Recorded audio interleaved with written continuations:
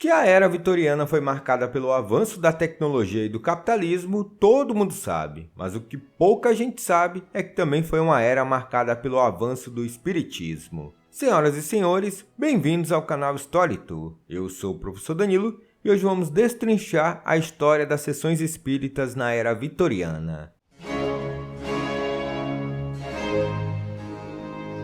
A era vitoriana viveu uma verdadeira trend do espiritismo. Os vitorianos se tornaram completamente obcecados pelas sessões espíritas. Histórias de fantasmas, adivinhações, sessões espíritas se tornaram bem famosas. E figuras muito importantes daquele período também participavam dessas sessões. Entre elas nós temos o famoso escritor Charles Dickens e a própria Rainha Vitória. Mas assim, por que esse período da era vitoriana teve essa trend do espiritismo? Mas Pera. Para te contar essa história, a gente tem que voltar aqui um pouquinho no tempo. Senta que lá vem a história. Em 1848, três irmãs chamadas Kate, Leah e Margareta Fox relataram uma experiência sobrenatural. As duas meninas viviam em Nova York, em uma casa anteriormente habitada por um homem assassinado, cujo fantasma as irmãs alegavam estar se comunicando. Elas se comunicavam por meio de um código simples composto de batidas em uma mesa. A imprensa local publicou a história, que rapidamente se espalhou por meio do boca a boca. Em pouco tempo, médiuns apareceram por toda a América, alegando serem dotados de um dom para sessões espíritas capazes de atravessar o véu entre os vivos e os mortos. Assim, o espiritualismo criou raízes e o cenário estava montado. 4 anos depois, Maria Hayden, uma famosa médium, passou a oferecer seus serviços em Londres. As sessões dela custavam cerca de $50 em valores atuais. As sessões espíritas rapidamente atraíram muitas pessoas, com sessões tanto para a alta sociedade quanto para o público comum. E como era previsto, Maria Hayden passou a enfrentar uma grande concorrência, com novos médiuns oferecendo serviços espirituais semelhantes. Os serviços espirituais foram um enorme sucesso social. O movimento espiritualista naquele período foi uma tempestade perfeita, principalmente na Inglaterra vitoriana, que estava repleta de luto. No século XIX, os níveis de mortalidade infantil eram excepcionalmente altos, com 1 em cada 5 crianças morrendo antes dos 5 anos de idade. Esse cenário de luto levou muitos a buscarem se conectar com os mortos, isso para manter os relacionamentos perdidos pela morte. A moralidade vitoriana ofereceu o cenário perfeito para a ascensão do espiritualismo. O movimento não representava nenhuma ameaça aos olhos da igreja ou do Estado. Era um movimento bom para Deus e principalmente para os negócios. Além disso, era um movimento religioso e secular, ao mesmo tempo afirmativo da fé em sua afirmação da vida após a morte, mas também uma curiosidade profundamente interessante do ponto de vista intelectual. Em seu auge, o espiritualismo cativou o público de forma tão ampla que estima-se que um livro sobre o assunto fosse publicado por semana. Embora tenha sido uma época de realismo, progresso científico e indústria, a era vitoriana também foi marcada pelo espiritismo. A era vitoriana era permeada pelo senso de repressão e rigidez, principalmente pelo comportamento e conduta da Rainha Vitória e do Príncipe Albert. No entanto, o interesse pelo ocultismo permitiu a exploração do desconhecido, o que subvertia a ordem estabelecida. Mas assim, sabe o que é algo oculto para a maioria das pessoas e só um grupinho pode visitar? É o clube de membros aqui do canal. E para fazer parte desse clube oculto não tem problema não, basta clicar Seja Membro aqui embaixo desse vídeo. E aí você vai se tornar um StoryTuber e vai entrar para o nosso clube oculto. E para entrar para esse clube custa apenas R$ 2,99 ao mês. E em troca, você vai receber vídeos exclusivos e vídeos antecipados. Então não perde tempo não, seja um StoryTuber, torne-se membro do canal.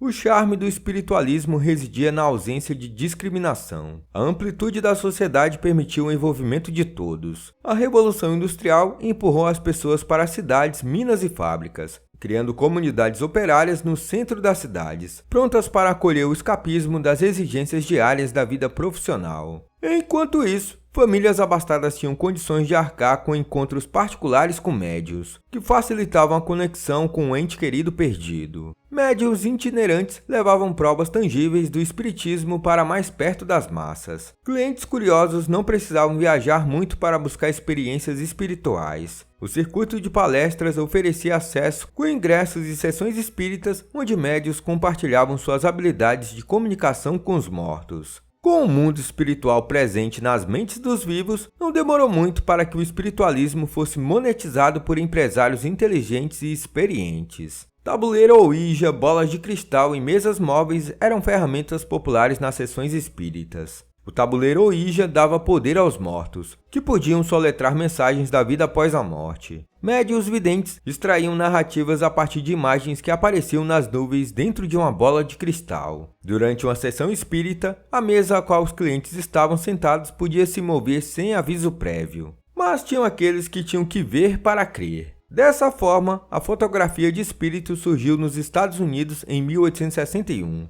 Enquanto os médios até então só produziam espetáculos, batidas, cheiros e comunicações codificadas, a fotografia de espíritos oferecia algo mais tangível, capturando empiricamente uma aparência de que outra forma seria ilusória. Fotógrafos alegavam poder capturar imagens de retratados e seus entes queridos falecidos em um único quadro. Quando suas chapas fotográficas eram reveladas, aparições fantasmagóricas ficavam evidentes. Muitos acreditavam que essas aparições eram espíritos de outro mundo. O fotógrafo amador William Muller foi o primeiro a capturar uma aparição em formato fotográfico.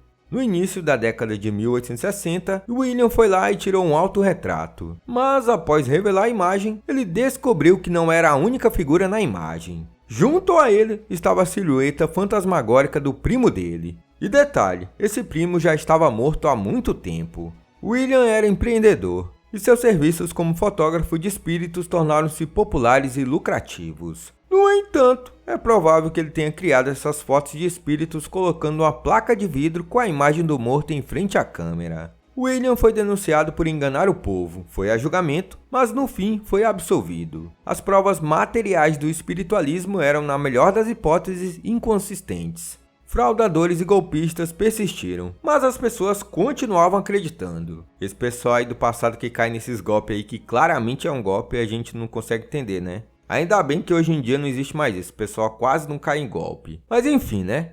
Muitas figuras notáveis da era vitoriana também eram espíritas fervorosos. Figuras como Elizabeth Browne, o escritor Sir Arthur Conan Doyle, o cara que escreveu lá o Sherlock Holmes, e também Charles Dickens, um grande escritor da era vitoriana. Inclusive era um dos escritores favoritos da Rainha Vitória. Esses aí e algumas outras figuras conhecidas acabaram se envolvendo em sessões espíritas. O interesse de Conan Doyle pelo movimento perdurou por toda a vida dele, e ele se considerava um estudante desses assuntos. Ele frequentemente priorizava seus escritos sobre espiritualismo em detrimento de suas crônicas de Sherlock Holmes. Ele chamava o espiritualismo de o fenômeno mais importante desde o episódio de Cristo. Em 1926, Conan Doyle publicou A História do Espiritualismo, uma influente obra em 2 volumes. O escrito se tornou a primeira grande obra histórica sobre o estudo do espiritualismo. Outra coisa é que, através do espiritualismo, as mulheres vitorianas se libertavam das restrições da época. Acredita-se que a feminilidade e a intuição de uma mulher a tornavam mais receptiva aos espíritos. Raramente, no mundo profissional vitoriano, as mulheres eram mais respeitadas em uma profissão do que os homens. Espiritualistas renomadas tornaram-se notórias por seus poderes de manifestação.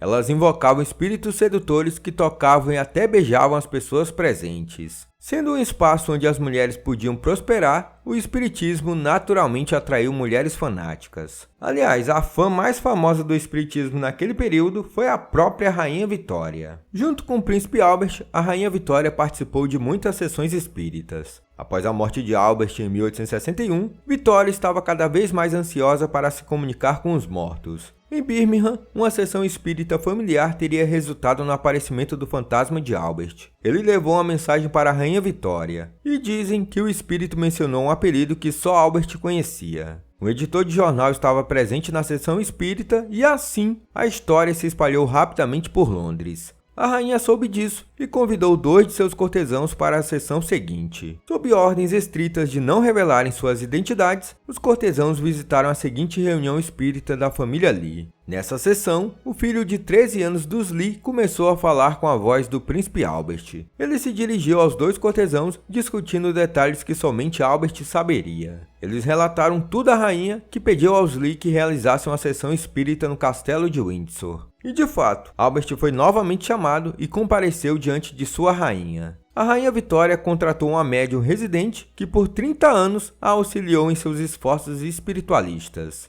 As sessões espíritas na era vitoriana se propagaram feito um rastilho de pólvora. Era algo tão contagiante que contaminava de um garoto de Birmingham a rainha da Inglaterra. O espiritualismo vitoriano foi um movimento para todos, conectando pessoas de todas as fronteiras sociais e idades, e até hoje é presente nas mais variadas sociedades. Então é isso, pessoal. Chegamos ao final de mais um vídeo e espero que vocês tenham curtido essa história. O que não pode é você deixar de dar o like nesse vídeo. O que também não pode é deixar de se tornar membro do canal. Afinal, quem é membro do canal recebe benefícios como vídeos antecipados e vídeos variados. No mais, não esquece de se inscrever também. Falou!